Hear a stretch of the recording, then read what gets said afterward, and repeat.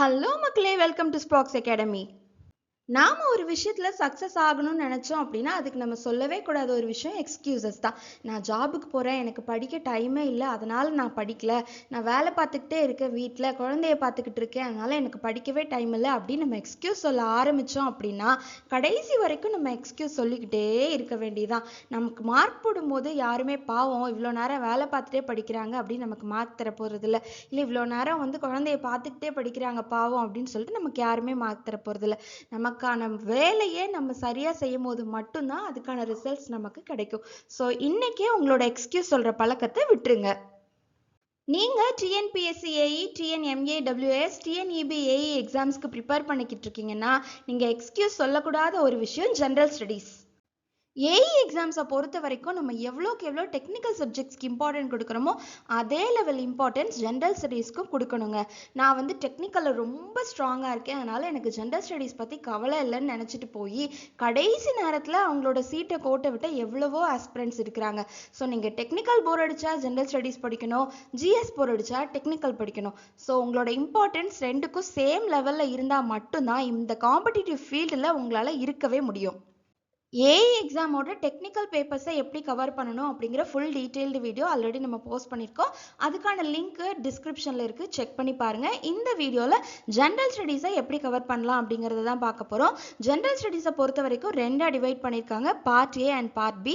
Part ஏல Tamil eligibility டெஸ்ட்டும் part பியில் ஜிஎஸும் இருக்கும். இந்த பார்ட் ஏ தமிழ் எலிஜிபிலிட்டி டெஸ்ட்டை பொறுத்த வரைக்கும் அதில் நீங்கள் எலிஜிபிள் மார்க் எடுத்தால் போதும், அந்த மார்க் உங்களுக்கு அக்கௌண்ட்டில் வராது. நீங்கள் நான் இன்டர்வியூ போஸ்ட்டாக இருந்தால் 450 அவுட் ஆஃபும், இன்டர்வியூ போஸ்ட்டாக இருந்துச்சுன்னா 510 அவுட் ஆஃபும் எடுக்கணும். இந்த பார்ட் பியில் ஜிஎஸ்க்கு ஒரு கொஷனுக்கு 1.5 மார்க்ஸ்னு 100 கொஷின்ஸ்க்கு 150 மார்க்ஸுக்கு நம்ம டெஸ்ட் எழுத போகிறோம். இந்த எலிஜிபிலிட்டி டெஸ்ட்டை பொறுத்த வரைக்கும் நீங்கள் 6th இருந்து 12th வரைக்கும் தமிழை ஒரு சப்ஜெக்டாக எடுத்து படிச்சிருந்தாலே இதை ஈஸியாக உங்களுக்கு கிளியர் பண்ண முடியும். அதுக்கு நீங்கள் என்ன பண்ணணும் அப்படின்னா 6th இருந்து 10th 12th வரைக்கும் இருக்கிற புக்ஸை ஒரு சும்மா புக் பேக்கில் இருக்க கொஷின்ஸை ரீட் அவுட் கொடுத்தா கூட போதும், உங்களால் ஈஸியாக அந்த 60% மார்க்ஸை எடுத்துட முடியும். ஜென்ரல் ஸ்டடீஸை பொறுத்த வரைக்கும் மொத்தமாக 10 யூனிட் இருக்குது. இந்த 10 யூனிட்டை நான் high weightage subjects and low weightage subjects அப்படின்னு ரெண்டாக டிவைட் பண்ணியிருக்கேன். இந்த ஹை வெயிட்டேஜ் சப்ஜெக்ட்ஸில் என்னெல்லாம் இருக்குது அப்படின்னா aptitude, unit 8, polity, unit 9 and INM. இந்த சப்ஜெக்ட்ஸ் எல்லாத்தையுமே நீங்கள் ஃபுல்லாக கவர் பண்ணிட்டீங்க அப்படின்னா ஒரு 75% ஆஃப் மார்க்கை உங்களால் ஈஸியாக எடுக்க முடியும். ஸோ அடுத்து லோ வெயிட்டேஜ் சப்ஜெக்ட்ஸ் என்னெல்லாம் இருக்குது அப்படிங்கிறத பார்க்கலாம். லோ வெயிட்டேஜ் சப்ஜெக்ட்ஸ்னு பார்த்தீங்கன்னா history, geography, economy, general science and current affairs. இதை ஏன் நான் லோ வெயிட்டேஜ் சப்ஜெக்ட் அப்படின்னு சொல்கிறேன்னா இந்த சப்ஜெக்ட்ஸ் எல்லாமே சிலபஸ் ரொம்ப வேகாக இருக்கும், அது நம்ம படிக்கிறதுக்கு அதிக டைம் எடுத்துக்கும். அந்த டைமில் நம்ம ஒரு ஒரு 1 month கூட நம்ம எடுத்து படித்தோம் அப்படின்னா அதுலேருந்து கேட்க போகிற கொஷின்ஸ் என்னவோ, இப்போ ஜியாகிரஃபியை நீங்கள் ஒரு 1 week 2 week படிக்கிறீங்கன்னு வைங்களேன், அதுலேருந்து கேட்குற கொஷின்ஸ்ன்னு பார்த்தீங்கன்னா ஒரு 5 to 7 கொஷின்ஸ் தான். அதே 1 or 2 weeks நீங்கள் ஹை வெயிட்டேஜ் இருக்கிற ஆப்டிடியூட்லேயோ இல்லை ஐஎன்எம்லேயோ அது இல்லைன்னா நீங்கள் யூனிட் 8 யூனிட் 9 ஸ்பெண்ட் பண்ணீங்க அப்படின்னா உங்களால் இதை விட ஹை கொஷின்ஸை சால்வ் பண்ண முடியும். அதனால தான் இதில் லோ வெயிட்டேஜ் சப்ஜெக்ட்ஸ்னு சொல்கிறேன். And low weightage subjects doesn't mean you should not study. நீங்கள் படிக்கவே கூடாதுன்னு நான் சொல்லவே இல்லை, படிக்கணும். ஆனால் இதுக்கு என்ன பண்ணக்கூடாது, அதிக டைம் ஸ்பெண்ட் பண்ண வேண்டாம்னு சொல்கிறேன். அதுக்கு பதிலாக நீங்கள் என்ன பண்ணலாம் அப்படின்னா ப்ரீவியஸ் இயர் கொஷின்ஸ் என்னெல்லாம் இருக்கோ அதுக்கு ரிலேட்டடான கொஷின்ஸை மட்டும் இந்த லோ வெயிட்டேஜ் இருக்கிற சப்ஜெக்ட்ஸ்க்கு பார்த்துட்டு போகலாம். இது உங்களோட டைமையும் சேவ் பண்ணும் and at the same time இதில் கொஷின்ஸை கொஞ்சம் ஈஸியாக, அதாவது நிறைய கொஷின்ஸை சால்வ் பண்ணவும் உங்களுக்கு யூஸாக இருக்கும். ஸோ கரண்ட் அஃபேர்ஸை பொறுத்த வரைக்கும் நீங்கள் காம்படிட்டிவ் எக்ஸாம் ஃபீல்டுக்குள்ளே வந்துட்டீங்க அப்படின்னாலே கரண்ட் அஃபேர்ஸ் அப் டு டேட்டாக இருக்கணும். நீங்கள் ஏஇ எக்ஸாமுக்கு தான் ப்ரிப்பேர் பண்ணிகிட்ருக்கேன், அதனால் நான் எக்ஸாம் நோட்டிஃபிகேஷன் வரதுலேருந்து ஒரு 6 monthsக்கு முன்னாடி இருந்து மட்டும் தான் படிப்பேன் அப்படின்லாம் நீங்கள் சொல்லவே கூடாது.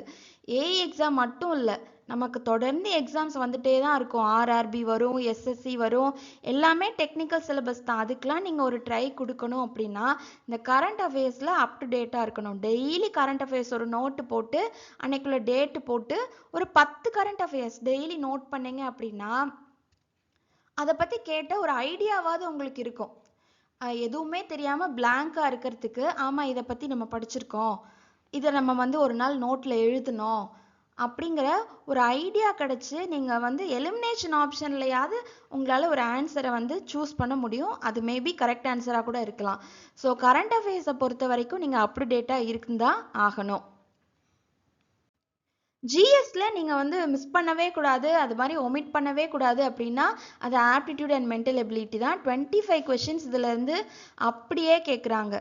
இந்த டாபிக்ஸ்மே பார்த்தீங்கன்னா நம்ம வந்து டெக்னிக்கல் சப்ஜெக்ட்ஸை கம்பேர் பண்ணும்போது ரொம்பவே ஈஸியான சப்ஜெக்ட். இந்த மேக்ஸ் அதுவும் 6th to 10th இருக்கிற புக்கில் தான் கேட்குறாங்க. இப்போ நீங்கள் வந்து சிம்பிளிஃபிகேஷன் அப்படின்னு எடுத்துக்கிட்டிங்கன்னா ஒரு நோட்டில் சிம்பிளிஃபிகேஷன் போட்டுட்டு 6th 7th 8th 9th 10th எல்லா புக்லேயும் இருக்கிற சிம்பிளிஃபிகேஷன் சம்மெல்லாம் அண்டர் ஒன் டாப்பிக்கில் கவர் பண்ணி வச்சுக்கிட்டிங்கன்னா உங்களால் அதில் எந்த சம் கேட்டாலும் ஈஸியாக சால்வ் பண்ண முடியும். நீங்கள் 25க்கு கண்டிப்பாக 24 எடுத்தால் மட்டும்தான் இந்த ஜிஎஸ்ல ஓரளவு உங்களால் ஸ்கோர் பண்ண முடியும். இதுக்கு கீழே நீங்கள் குறைஞ்சிட்டீங்க, நான் வந்து ஒரு 15 சம்ஸ் போட்டிருக்கேன், 20 சம்ஸ், 23 22 கூட வந்து அவுட் ஆஃப் ஃபீல்டு தான். ஸோ வந்து எவ்வளோக்கு எவ்வளோ இந்த சப்ஜெக்ட்டுக்கு நம்ம வந்து இம்பார்ட்டன்ஸ் கொடுக்கணும் அப்படின்னா இதில் 25 அவுட் ஆஃப் 25 எடுக்கிற அளவுக்கு நம்ம வந்து இது பண்ணணும். 25 கொஷின்ஸுமே சால்வ் பண்ணியிருக்கணும் கான்ஃபிடென்ட்டாக.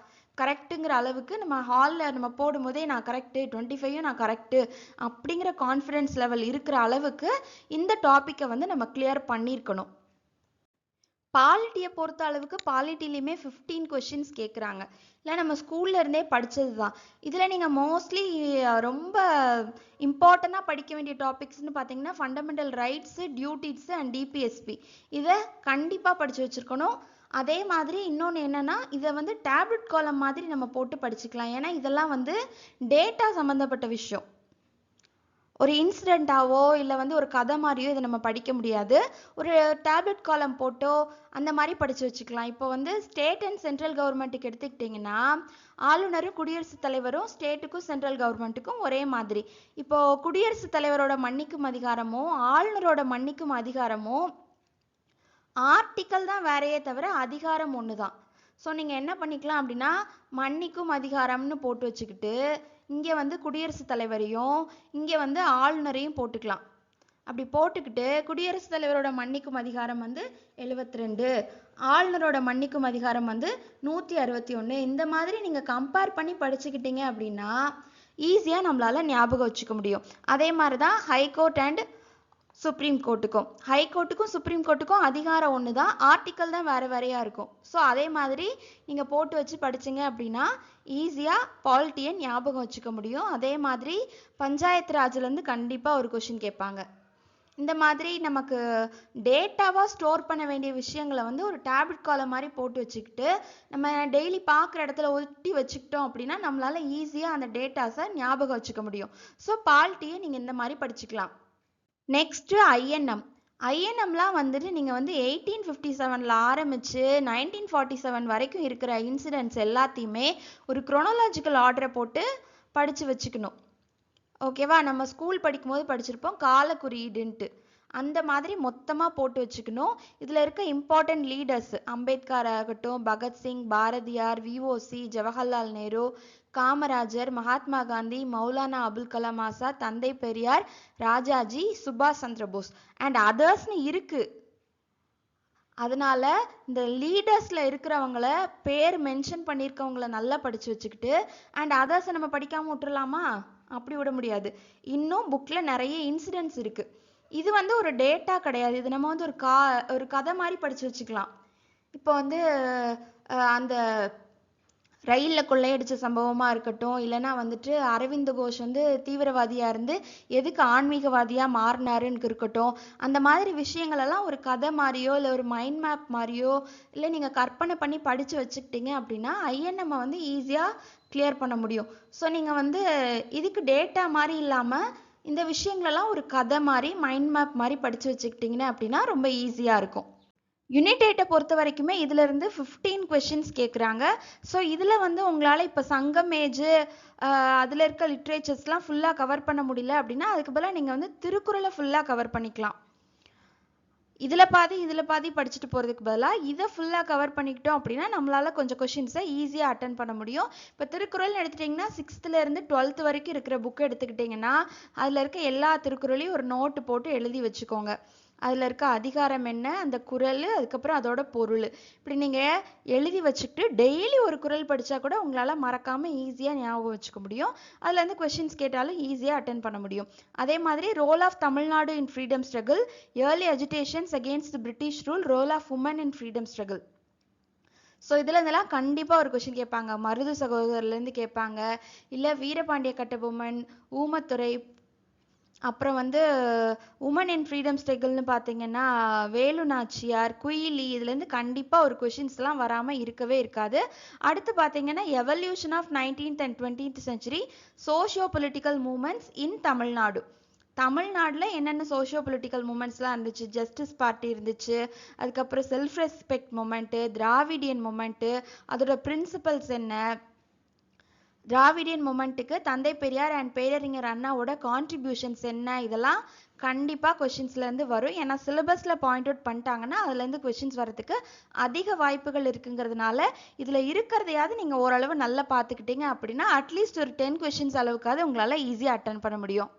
யூனிட் 9 இஸ் மோஸ்ட்லி எது கூட ரிலேட் ஆகிருக்கும்னா கரண்ட் அஃபேர்ஸ் கூட ரிலேட் ஆகிருக்கும். ஸோ இப்போ தமிழ்நாடு கவர்மெண்ட் வந்து என்னென்ன ஸ்கீம்ஸ், வெல்ஃபேர் ஸ்கீம்ஸாக இருக்கட்டும், உமன் வெல்ஃபேர், சைல்டு வெல்ஃபேர்னு என்னென்ன ஸ்கீம்ஸ்லாம் ஆரம்பித்தாங்க அப்படிங்கிறத ஒரு டேட்டாவாக நீங்கள் போட்டு வச்சுக்கலாம்.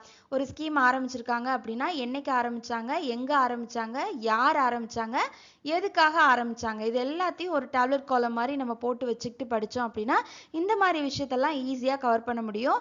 Geography of Tamil Nadu and its impact on economic growth, இந்த டாப்பிக்லேருந்து கண்டிப்பாக ஒரு கொஷின்ஸ் கேட்பாங்க. அதுக்கப்புறம் இ கவர்னன்ஸ் இன் தமிழ்நாடு, இதெல்லாம் ரொம்ப இம்பார்ட்டன்ட் டாபிக். இதுக்குள்ள நீங்கள் என்ன பண்ணலாம்னா ப்ரீவியஸ் இயர் கொஷின்ஸை வந்து அனாலிசிஸ் பண்ணலாம். அதுலேருந்து என்ன மாதிரி கேட்டிருக்காங்கிறத பார்த்து அந்தந்த டாப்பிக்கை நீங்கள் ஈஸியாக கவர் பண்ணிக்கலாம். இது வரைக்கும் பார்த்ததெல்லாம் ஹை வெயிட்டேஜ் டாபிக்ஸ். இப்போ நம்ம பார்க்க போகிறது வந்து லோ வெயிட்டேஜ். ஹிஸ்ட்ரின்னு எடுத்துக்கிட்டிங்கன்னா இதுலேருந்து மேக்ஸிமமே வந்து 6 to 8 கொஷின்ஸ் தான் கேட்குறாங்க. இந்த 6 to 8 கொஷின்ஸ்க்கு நீங்கள் கவர் பண்ண வேண்டிய டாபிக்ஸ்னு பார்த்தீங்கன்னா அது ரொம்ப வேகாவே இருக்குது. ஸோ அதெல்லாம் நம்மளால் முடியலை அப்படின்னா இண்டஸ் வேலி சிவிலைசேஷன்லேருந்து கண்டிப்பாக ஒரு கொஷின் வரும். அந்த இதை மட்டுமாவது கவர் பண்ணிக்கலாம். யார் கண்டுபிடிச்சா அதை ஃபஸ்ட்டு, யார் வந்து அதில் ஆர்கியாலஜிக்கல் இருக்குது அதை நம்ம பார்க்கணுன்னு இனிஷியேட் பண்ணால் அந்த மாதிரி பார்த்துக்கலாம். அதுக்கப்புறம் India as a secular state, social harmony, இதில் இருந்தும் கண்டிப்பாக ஒரு கொஷின் கேட்பாங்க.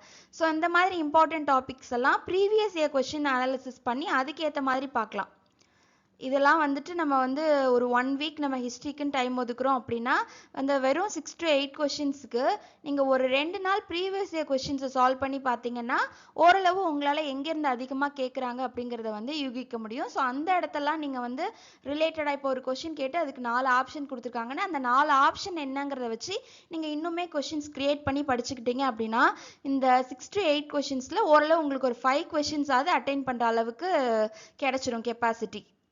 ஸோ கரண்ட் அஃபேர்ஸை பற்றி நான் ஸ்டார்டிங்லேயே சொல்லிட்டேன். இது நீங்கள் வந்து எந்த எக்ஸாமுக்கு ப்ரிப்பேர் பண்ணுறவங்களா இருந்தாலும் சரி, காம்படிட்டிவ் ஃபீல்டுக்குள்ளே வந்துட்டீங்க அப்படின்னாலே நீங்கள் வந்து நோட்டு போட்டு கரண்ட் அஃபேர்ஸு நீங்கள் 6 மாதத்துக்கு முன்னாடி ப்ரிப்பேர் பண்ணுறீங்களோ 1 வருஷத்துக்குள்ளே ப்ரிப்பேர் பண்ணுறீங்களோ அது கிடையாது. இன்றைக்கி நீங்கள் இந்த வீடியோ பார்த்தீங்கன்னா கூட இன்னையிலேருந்தே டெய்லி கரண்ட் அஃபேர்ஸை வந்து ஒரு நோட்டு போட்டு நோட் பண்ணி வச்சுக்கிட்டீங்க அப்படின்னா அது ஏஐ எக்ஸாமுக்குன்னு மட்டும் இல்லாமல் எந்த எக்ஸாம் நீங்கள் அட்டன் பண்ணாலும் அதுக்கு ரொம்பவே யூஸ்ஃபுல்லாக இருக்கும். அண்ட் தென் எக்கனாமியை பொறுத்த வரைக்குமே பார்த்தீங்கன்னா இன்ஜினியரிங் ஸ்டூடெண்ட்ஸ்க்கு இது கொஞ்சம் புது டாப்பிக்காக தான் இருக்கும். ஏன்னா நம்ம வந்து 10th வரைக்கும் இந்த டாபிக் பெருசாக இருக்காது. மேபி அந்த குரூப் எடுத்தவங்களுக்கு 11th 12th எடுத்தவங்க இதை படிச்சிருப்பாங்க. அது டெக்னிக்கல் பேஸ் வந்தவங்களுக்கு இது கொஞ்சம் டஃப்பான டாப்பிக்காக தான் இருக்கும். ஸோ நம்ம இதில் வந்து இம்பார்ட்டண்ட்டாக இருக்கிறத மட்டும் படிச்சுக்கலாம். 5-year plan models, planning commission.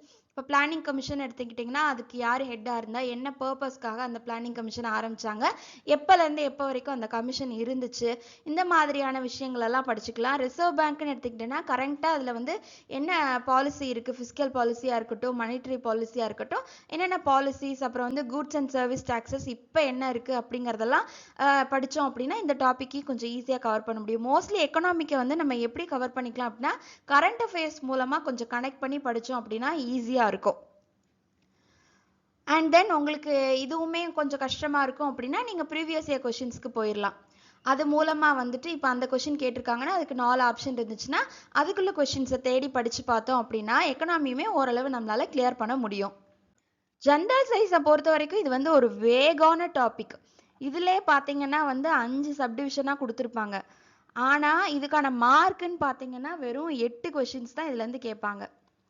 ஒரு 8 கொஸ்டினுக்கு நம்ம இவ்வளோ படித்து டைம் வேஸ்ட் பண்ணுறதை விட இதுக்கு வந்து ஹை வெயிட்டேஜ் இருக்க சப்ஜெக்ட்ஸை வந்து நம்ம படிச்சிடலாம்.